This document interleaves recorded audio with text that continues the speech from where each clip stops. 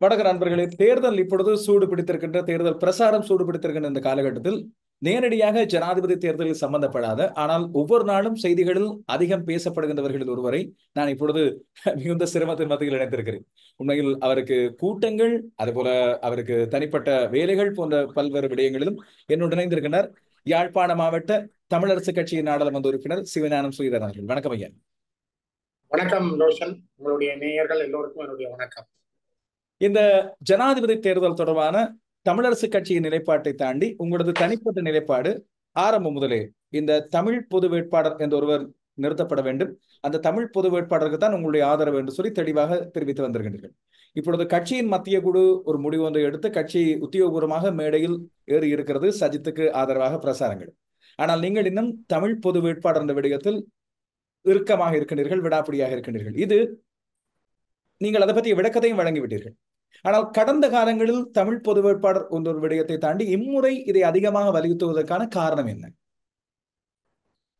நாங்கள் லோசன் கடந்த காலங்கள்ல குறிப்பாக நாங்கள் ஒரு 4 தடவைகள் ஜனாதிபதி வேட்பாளர்களுக்கு வாக்களித்து தொடர்ந்து நாங்கள் ஏமாற்றப்பட்டிருக்கிறோம். 78ஆம் ஆண்டுல 77 நடந்த தேர்தல் மூலமாக 78 ஒரு புதிய ஜனாதிபதி வந்திருந்தாலும் பிறகு 82 நடைபெற்ற ஜனாதிபதி தேர்தலில் மாமனிதர் குமார் பொன்னம்பலம் அவர்கள் ஒரு தனியான வேட்பாளராக இறங்கியிருந்தார். தன்னை சொன்னவர் இன்னொரு தமிழ் வேட்பாளராக வாக்களிங்கள் தான் அவர் கேட்டவர். அதுக்கு பிறகு யுத்தம் முடிந்த பிறகு சிவாஜி அண்ணன் 2 தடவைகள் தேர்தலில் போட்டியிட்டார். அவர் ஒரு தனி வேட்பாளராக நின்றார்.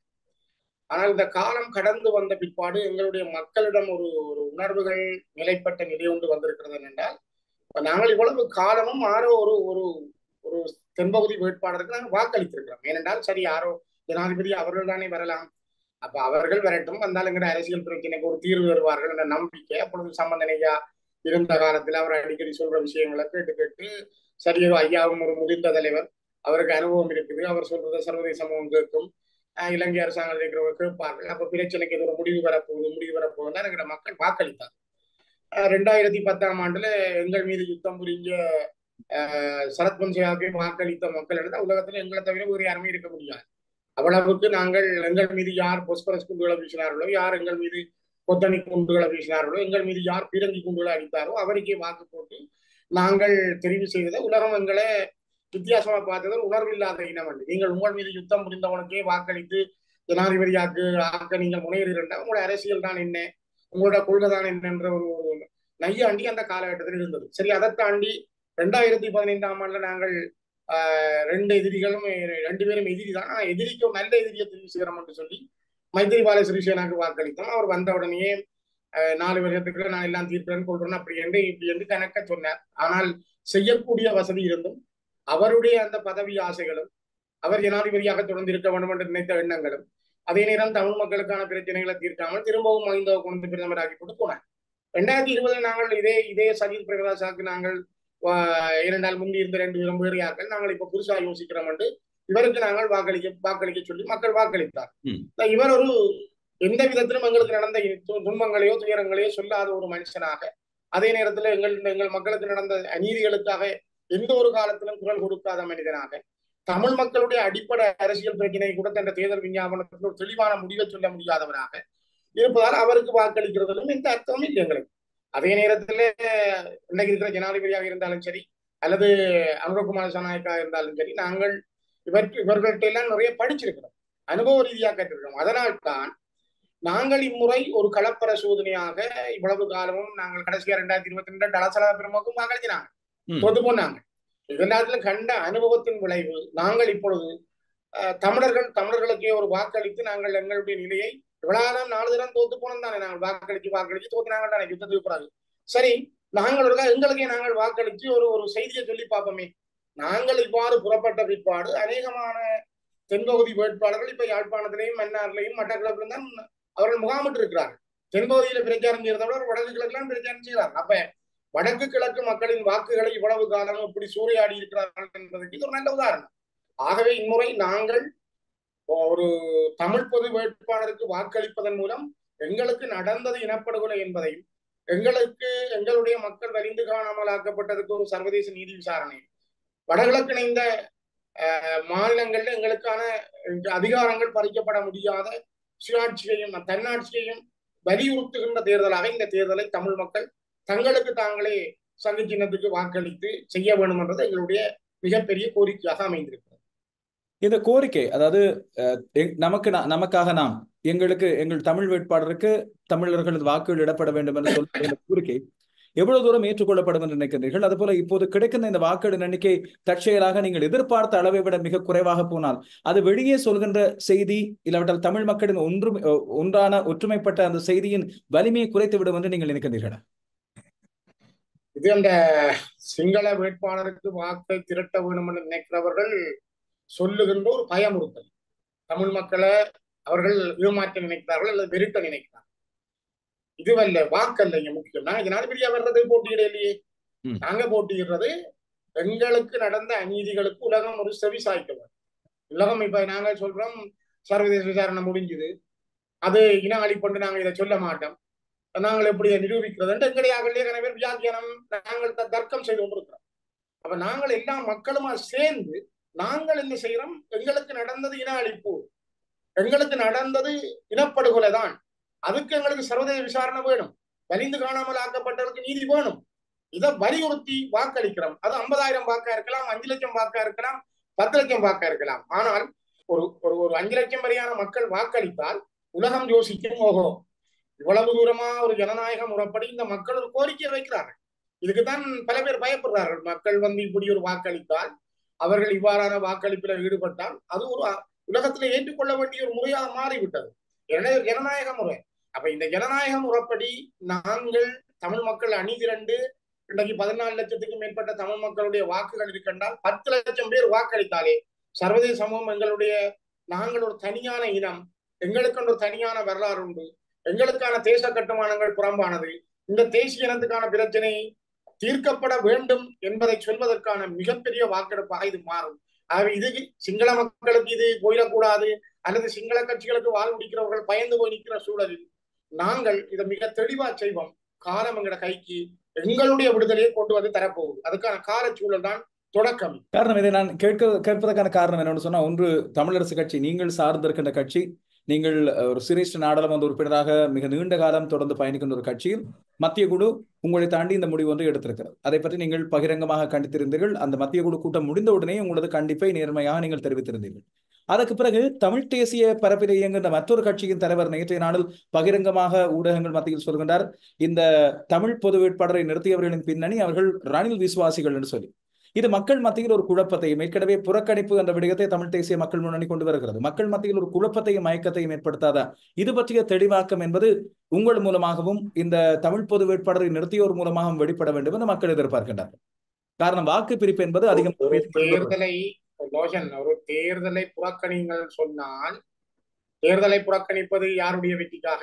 அப்படி என்றால் சரி, தேர்தலில் ஒரு பொது வேட்பாளர் இறக்கிறவர்கள் ரணிலுக்காக இறக்கிறார்கள் என்று ஒரு பக்கத்துல சொல்லலாம். சரி, சஜித் பிரேமதாசாவுக்கு ஆதரவு அளிக்க போறோம் என்று எங்கட கட்சி தீர்மானம் எடுத்த பிற்பாடுதான் ரணிலுக்கான செல்வாக்கு உயர்ந்திருக்கு தென்பகுதி. ஏன் அப்ப சஜித் பிரேமதாசுக்கு வாக்களிக்க போறோம் என்ற அப்புறம்தான் அனுரகுமாராவுக்கான செல்வாக்கு தென்பகுதியில் உயர்ந்திருக்கு. அப்ப எங்கட மத்தியில் எடுக்கப்பட்ட தீர்மானம் அனுராக ரணில் வரணும் என்ற நோக்கமா? அப்படின்னு நாங்க ஏன் யோசிக்க கூடாது தர்க்க ரீதியா? அதே போல நீங்கள் வாக்களிக்க கூடாது என்று ஒரு மக்களுடைய ஒற்றை ஆட்சிக்குள்ள இருக்கிற ஒரு நாட்டில ஒரு ஜனாதிபதியை நாங்கள் தெரிவு செய்ய தேவையில்லை, வாக்களிக்க கூடாது என்று சொன்னால் நாங்கள் பாராளுமன்ற தேர்தலில் நாங்கள் போட்டியிடக்கூடாது. ஒற்றை ஆட்சிக்கான இருக்குது, அதுல மட்டும் எங்களுக்கு வாக்களிங்க, எங்களுக்கு பதவி வேணும், நாங்கள் அதுல போய் கொண்டிருக்கணும். ஆனால் நீங்கள் இதுல வாக்களிக்க கூடாது என்று நாங்கள் சொல்லிடாதே. நாங்கள் இன்னொரு சிங்கள வேட்பாளருக்கு தென்பகுதி வேட்பாளருக்கு வாக்களித்து கலைத்து போன நிலையில நாங்கள் ஒரு அணியாக, ஒரு தேசமாக, ஒரு திரட்சியாக எல்லாரும் ஒன்று சேர்ந்து நிக்கிறோம்ன்றது இன்றைக்கு அவர்களுக்கு ஒரு பயம் வந்து அடுத்த தேர்தலில் அந்த அறுவடையை அவர்கள் பெற்றுக் கொள்வார்கள். ஆகவே தமிழர்கள் ஒன்று சேரக்கூடாது என்பதில் சில கட்சிகளும் சில நபர்களும் எப்பொழுதும் கங்கணம் கட்டி நிற்பார்கள். இது வரலாறு. அவர்கள் எப்பவும் ஒற்றுமைக்கு இருந்த வரலாறு இல்லை. அவர்கள் ஒற்றுமையை குலைச்சு கொண்டே வாழ்ந்தவர்கள். ஆகவே அவர்களுடைய கருத்துக்கள் அல்ல முக்கியம். தமிழர்கள் மிக தெளிவாக இருக்கிறார்கள். இன்னைக்கு சில வேளை இந்த விளக்கமின்மைகள், கருத்தாடல்கள், கருத்தூக்கங்கள் மக்களிடம் குறைவாக இருக்கலாம். இது ஒரு தொடக்கம். அடுத்த ஜனாதிபதி தேர்தலும் பொழுது தமிழ் மக்கள் தாங்களாகவே ஒரு பொது வேட்பாளரை இறக்க வேண்டும் என்ற கோரிக்கையை முன்வைக்கக்கூடிய ஒரு களச்சூழல் இன்றைக்கு உருவாக்கப்பட்டது. ஆகவேதான் நான் சொல்றேன், இந்த சூழ்நிலை என்பது தேர்தல் வேணாம் வேணாம் என்று சொல்றவர்கள் அல்லது புறக்கணியுங்கள் என்று சொல்றவர்கள் முதலில எல்லா தேர்தலையும் புறக்கணிச்சுட்டு நாங்கள் பேசிக்கொண்டே இருக்க வேண்டும். மக்களுக்கு நீங்கள் விழிப்புணர்வை ஏற்படுத்தணும். அதை எடுத்துட்டு உங்களுக்கு பதவி வேணும் என்றால் நீங்கள் ஒரு தேர்தலில் பங்கு கொள்வீங்கள். ஆனால் தமிழ் மக்களுக்கு ஏதாவது ஒரு திரட்சியா ஒற்றுமையா ஒரு செய்தியை சொல்லுவோம் என்றால் அதை ஆரோக்கியத்திற்கு வாக்களிக்கிறேன்னு சொல்லி கொண்டிருக்கோம். இந்த நிலைமைகளை நாங்கள் இது தேர்தலில் வார ஒருதற்ற தனிப்பட்ட கருத்துக்களும் அபிலாசைகளும் இவற்றையெல்லாம் தாண்டி நாங்கள் மிக தெளிவாக தமிழ் மக்களுக்கான தேசிய அபிலாசைகளை வென்றெடுக்கிறது. அவர்கள் தங்களுடைய தாயகம், தங்களுடைய தமிழ் தேசியம், தங்களுக்கான அரசியல் உரிமை என்பதை நிலைநாட்டுறதுக்கு நீண்ட கால இடைவெளிக்கு பிறகு ஒரு களத்திலே அவர்கள் தாங்களாக இறங்கி இருக்கிறார். விடுதலை புலிகள் காலத்துல நாங்கள் தேர்தலை புறக்கணித்தது அப்பொழுது இருந்த பலமும் அந்த விடுதலை புலிகள் எடுத்துக்கொண்ட முடிவும் எங்களுக்கு ஒரு வாய்ப்பாக இருக்கும். நாங்கள் மக்களை நாம் சேர்ந்ததுக்கு பின்னால நின்றோம். அதுக்கு பிறகு நாங்கள் இன்றைக்கு போர்ல ஆயுத ரீதியான இயக்கத்தை நாங்கள் இழந்திருக்கோம். இன்றைக்கு நாங்கள் எங்களுடைய சிந்தனைகளை வேறு திசை கொண்டு போவோம். இது ஒரு கிட்டத்தட்ட எங்களுக்கு ஒரு தேசத்துல நடந்த சரி இவ்வளவு காலம் இந்த புறக்கணிக்கணும் என்று சொல்றாங்களும் சரி, அல்லது நாங்கள் இன்னாருக்கு தான் வாக்களிக்கணும் என்றவர்களும் சரியான வெளிப்பாடாக ஒரு புள்ளிவிவர ரீதியாக மாவட்டங்களையும் எத்தனை பேர் கொல்லப்பட்டிருக்கிறார்கள், யுத்தத்துல எத்தனை பேர் காணாமல் ஆக்கப்பட்டிருக்கிறார்கள், எத்தனை மக்கள் இல்லை என்ற ஒரு பட்டியலை சொல்லிட்டு பார்ப்போம். இவ்வளவு காலம் 15 வருஷத்துல நாங்கள் கதைக்கிறோம், நாங்கள் எல்லாத்தையும் சொல்றோம். ஆக மன்னார் ஆயர் மறைந்த ராயப்பு யோசப் அவர்கள் சொன்ன அறிக்கையை மட்டும் தானே காய்ச்சி கொண்டிருக்கிறோம். சரி, எத்தனை 1000 பேர் எங்கட மக்கள் யுத்தத்துல கொல்லப்பட்டார், எத்தனை பேர் காணாமல் ஆக்கப்பட்டார்கள், எவ்வளவு கோடி சொத்தழிவுகள், இதை புள்ளிவர ரீதியா சொல்லக்கூடிய தகுதியே எங்கள்கிட்ட இல்லாம இருக்குது.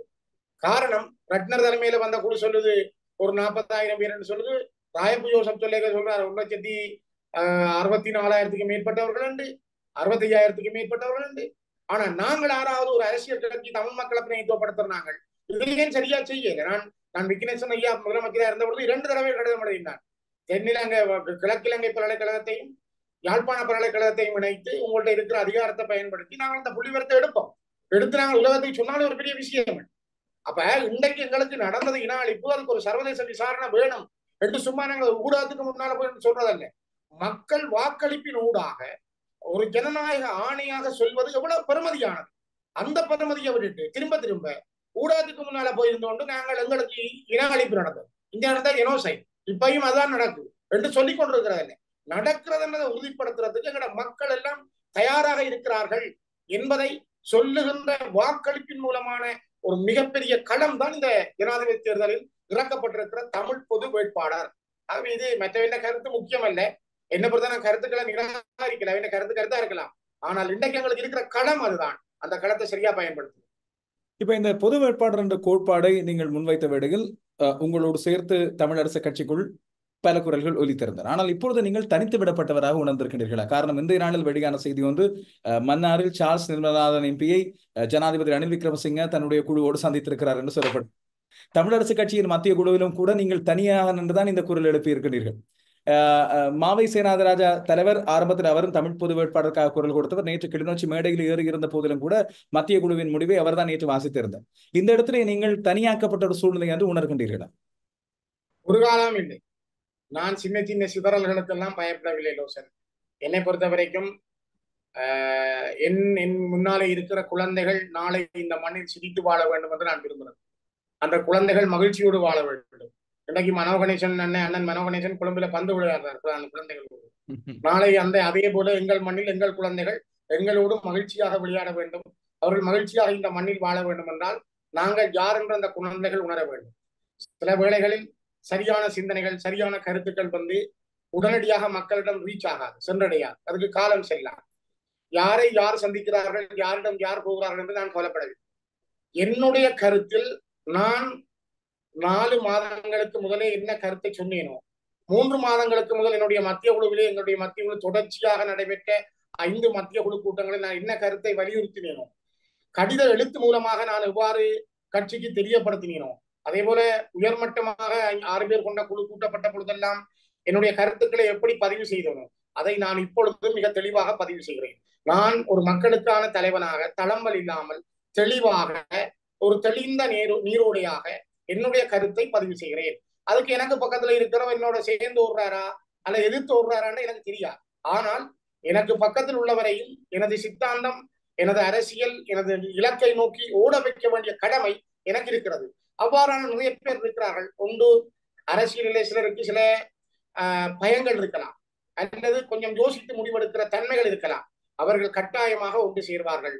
காலமும் சூழலும் தமிழ் மக்களுக்கான ஒரு நல்ல களத்தை திறக்கிறது. அந்த களம் விரைந்து கொண்டிருக்கிறது. அன்னை பூபதி பிறந்த மண்ணில், தியாகி திலீவனுடைய விடுதலை நாட்களில் நாங்கள் எந்த மண்ணில் இருந்து தமிழ் தேசிய கூட்டமைப்பு கருத்துருவாக்கம் கருக்கொண்டதோ அந்த மண்ணில் இருந்து எங்களுக்கான சங்கு முழங்கப்படுகிறது. நான் சங்க ஊத சொல்லேன், சங்கு முழங்குகிறது. ஆகவே சங்கு முழக்கம் என்பது இனத்தின் விடுதலைக்கான முழக்கமாக இது 21ஆம் தேதி உங்களுக்கு தெரிய வரும். அதுவரை காத்து. இந்த சங்கு என்ற சின்னத்தை தெரிவு செய்ய சொன்னது நீங்கள் தான் என்று முதல் தடவையாக இதை பொது வேட்பாளர் உங்களுடைய வீட்டில் வைத்துதான் அன்று முதல் உங்களுடைய அந்த துணிச்சலான குரல் தொடர்ச்சியாக இந்த பொது வேட்பாளர் என்ற கொள்கை இது தனியே ஒரு நபருக்கானதல்ல, மாறாக ஒரு சித்தாந்தம் என்று சொல்லி தொடர்ச்சியாக குறிப்பிட்டு வந்திருக்கிறீர்கள். ஆனால் இதன் காரணமாக நாடாளுமன்ற தேர்தலிலும் இந்த ஒற்றுமை இனம் கட்சியை பாதிக்கப் போகிறது, இல்லாவிட்டால் கட்சிக்குள்ளே ஏதோ ஒரு பிளவு ஒன்று பெரிதாக இப்பொழுது உருவாகி கொண்டு வருவதை போல ஒரு தோற்றப்பாடு இது தலைமைத்துவ தேர்தலில் இருந்து இடம்பெறுவதாக கருதப்படுகின்ற வேளையில் தமிழரசு கட்சியின் ஆதரவாளர்கள் கொஞ்சம் குழம்பி போயிருக்கிற நேரத்தில் குறிப்பாக 2 மாவட்ட கிளைகள் ஒரு முடிவை எடுத்திருக்கின்றன. ஆதரவாளர்கள் மத்தியில் சமூக வலைத்தளங்களில் நிலவுகின்ற ஒரு பிடுங்குபாடு ஒரு விதமாக இருக்கிறது. இது கட்சியின் ஒற்றுமைக்கான ஆரோக்கியத்தை பாதிக்குமா? அதை நீங்கள் எவ்வாறு இந்த ஜனாதிபதி தேர்தலுக்கு பிறகு எவ்வாறு சரி செய்து கொள்ள போகிறீர்கள்? 2 திருவண்ணாமலை மாவட்டமும் கிளிநொச்சி மாவட்டமும் தன்னுடைய நிலப்பாட்டை தெளிவாக அறிவித்திருக்கிறார். அதே போல நேற்று வட்டுக்கோட்டை தொகுதியும் நேரடியாக தெரிவித்திருக்கிறார்கள். இன்று வட்டுக்கோட்டையிலே ஒரு வெளிப்படையான ஒரு தேர்தல் பிரச்சார கூட்டம் ஒன்று சங்கு சின்னத்துக்காக வைக்கப்பட்டது. நானும் மேனாள் பாராளுமன்ற உறுப்பினர் சரவணபவன் அவர்களும் ஒரே மேடையில் தோன்றி இந்த எங்களுடைய கருத்துக்களை பகிர்ந்திருந்தோம் மக்களிடம்.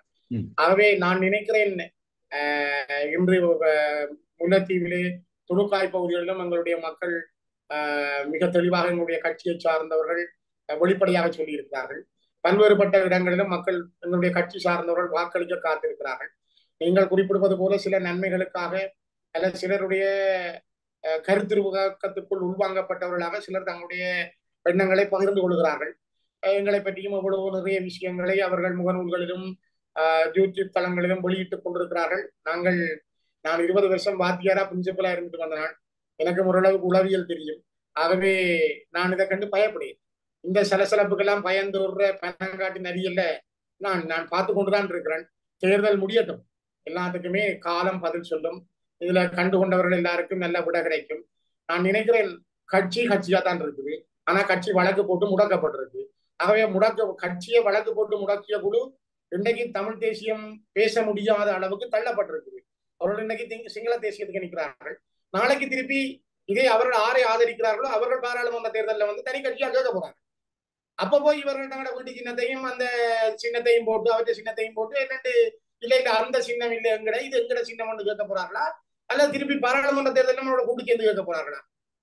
யோசித்து பார்க்க வேண்டிய ஒரு சூழலங்களுக்கு இருக்குதானே. போன வருஷமும் நாங்கள் அவருக்கு வாக்களித்தோம், அவர் திருப்பி பாராளுமன்ற தேர்தல் இருப்பேன் கேட்டாருன்னா அவையில் தங்களோட கொஞ்சம் வாக்குகளை கொண்டு போவார்கள், எங்களுக்குரிய வாக்குகள் வெளியில போகும். இன்னைக்கு அந்த சின்னத்துக்கு வாக்கு போடணும் பழக்கப்பட்ட மக்கள் நாளைக்கு திருப்பி அதே சின்னத்துல கேட்கிறவர்களுக்கு வாக்கு போடத்தானே ஒண்ணு ஏன் நினைக்க கூடாது. ஆகவே இந்த விளைவுகள் எல்லாத்தையும் நாங்கள் இன்னும் கொஞ்ச நாட்களில் அனுபவிக்கக்கூடியதாக இருக்கும். கிட்டத்தட்ட நான் நினைக்கிறேன் எங்களுடைய கட்சி எடுத்த முடிவு என்பது எப்பவும் நாங்கள் எடுக்கிற முடிவுகள் பிழையான முடிவுகளாகவே அமைந்திருக்கின்றன. கூடுதலாக இன்றைக்கு இருக்கிற தென்பகுதி களச்சூழலின் படியும் பார்த்தால் எடுத்த முடிவு சஜித் பிரேமதாசா அவர்களை தோற்கடிப்பதற்காக எடுக்கப்பட்ட முடிவு போலவே எனக்கு தெரிகிறது. அதே நான் நினைக்கிறேன் தேர்தல் முடிந்த பிறகுதான் சஜித் பிரேமதாசா அவர்கள் தனக்கு ஆதரவு தெரிவித்த இவர்களிடம் அதை பற்றி விளக்கம் கேட்பார் என்று நான் நம்புகிறேன். இப்போ அனுரகுமார் திசாநாயக்கவுக்கு சாதகமான ஒரு சூழ்நிலை இருப்பதாக சூழல்கள் தெரிவிக்கின்றன.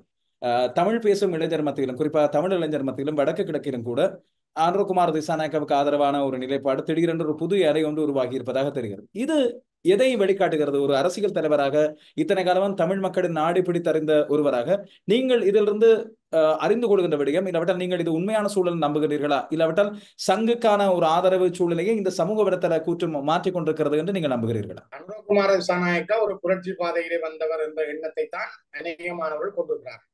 ஆனால் அவர்களுடைய இலங்கையின் வரலாற்று ஒரு இடதுசாரி கொள்கை அடிப்படையிலே அவர்கள் வளர்க்கப்பட்டவர். ஆனால் அவரிடம் அந்த இடதுசாரி கொள்கை இப்பொழுது இருப்பதாக நான் அறியவில்லை. சாதாரணமாக ஒரு இனத்தினுடைய சுயநிர்ணய உரிமையை அங்கீகரிப்பது இடதுசாரி கொள்கையினுடைய பிரதான அம்சம். ஒடுக்கப்பட்ட மக்களுக்காக குரல் கொடுப்பதும் ஒரு இடதுசாரி மக்களுடைய இடதுசாரி கட்சியினுடைய கொள்கை.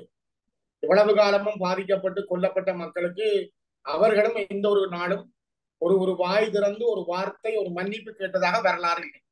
குருந்தூர் மலையிலேயோ அல்லது வெடுக்குநாரி மலையிலேயோ இவ்வளவு சம்பவங்கள் நடைபெற்ற பொழுதும் அனுரகுமார சனாய்க்க தலைமையிலான கட்சியும் எந்த ஒரு சந்தர்ப்பங்களையும் சொல்லவில்லை.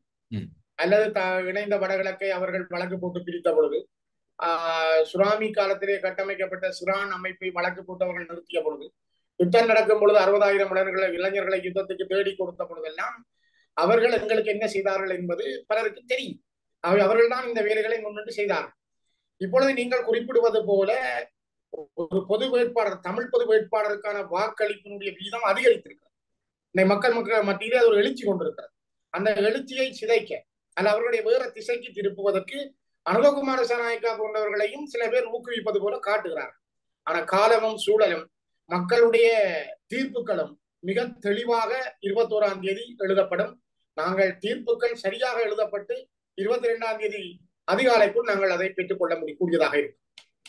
இந்த வீட்டு சின்னமும் தமிழரசு கட்சியும் இது பொதுவாக ஒரு ஒற்றுமையின் அடையாளமாக 2009ஆம் ஆண்டிலிருந்து இல்லாவிட்டால் அதற்கு முந்தைய காலத்திலிருந்தே தொடர்ச்சியாக பாதுகாக்கப்பட்டு தமிழ் தேசியம் என்ற ஒற்றுமையாக கருதப்பட்டு வந்து உண்டு. ஆனால் காலாகாலமாக 2010ஆம் ஆண்டு முதலிலே ஒரு பிரிவு ஒன்று ஏற்பட்டது. அண்மை காலத்தில் இன்னும் ஒரு பிரிவு, ஜனநாயக தமிழ் தேசிய கூட்டமைப்பு என்ற தனியாக இன்னும் ஒரு பிரிவு.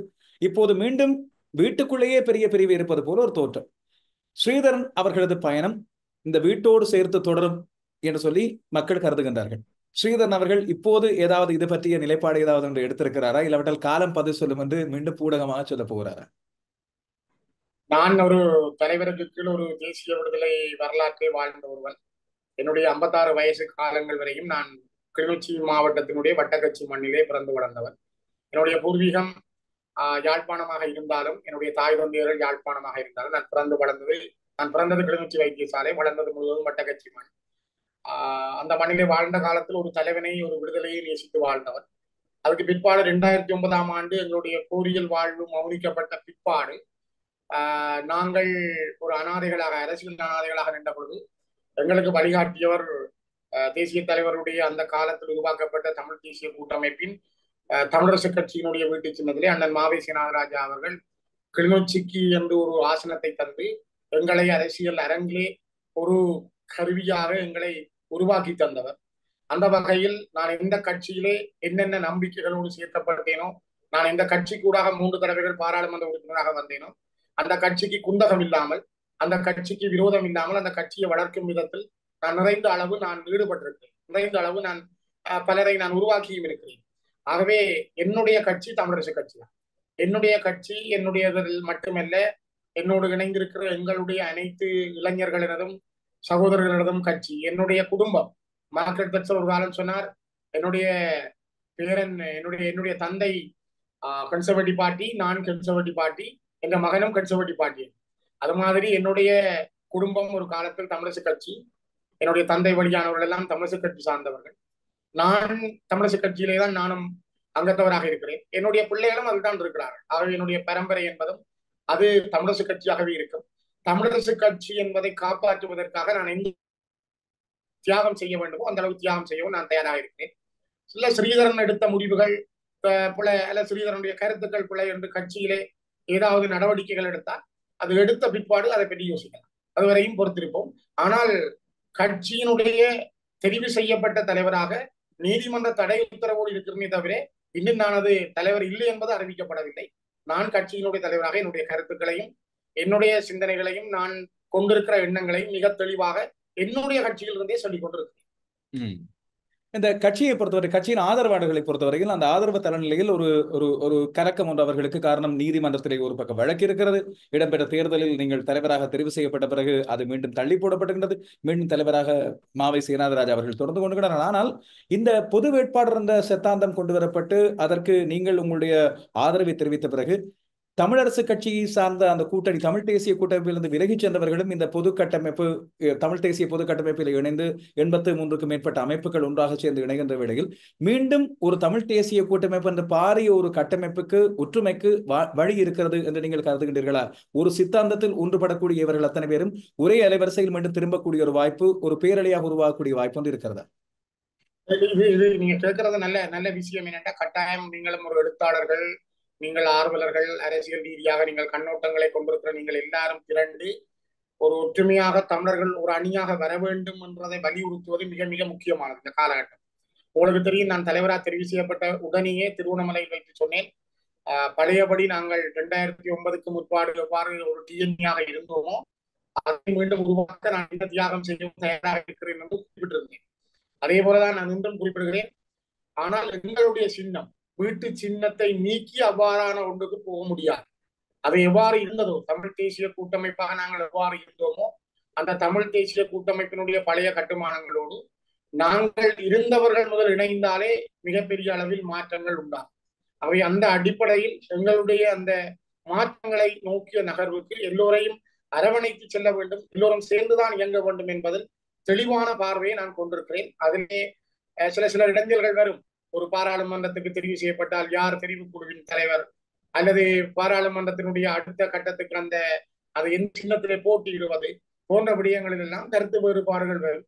இது ஜனாதிபதி தேர்தல் முடிந்த பிற்பாடு வரப்போகிற அடுத்த கட்ட நடவடிக்கைகளை பொறுத்துத்தான் இந்த ஒற்றுமையும் ஒன்று சேர்தலும் தமிழ் மக்களுக்கான ஒரு அறைகூவல் என்பதும் மிக தெளிவாக விடப்படும். ஆகவே என்னோடு கூட சிலர் பேசும்பொழுது சொன்னார்கள், நீங்கள் ஜனாதிபதி தேர்தல் முடிந்தால் நீங்கள் சிலவள கட்சியை விட்டு போய் அந்த அந்த கூட்டு பொது கட்டமைப்போடு சேர்ந்து விடுவீர்களான்னு கூட என்ன கேட்டார்.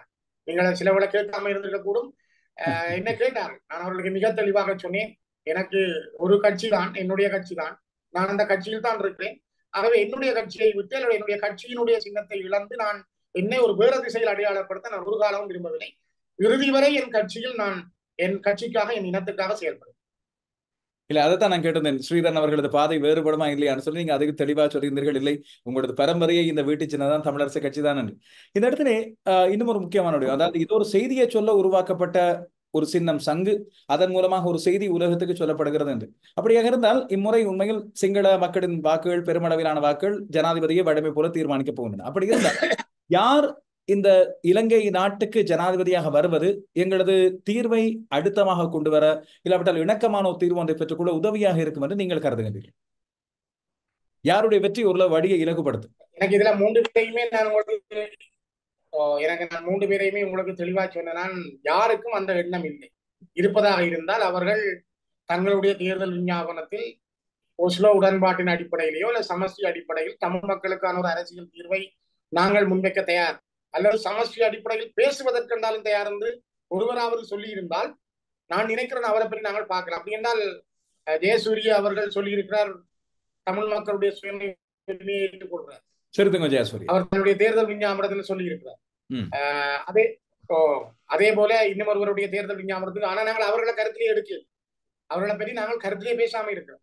தமிழ் மக்களுக்கு சுயநிலை உரிமை உண்டு, அதன் அடிப்படையில் நான் பேசுகிறேன். அவர் பிரதானமான வேட்பாளர் இல்லை என்றபடியால் அவரை நாங்கள் கருத்தில் எடுக்கவில்லை.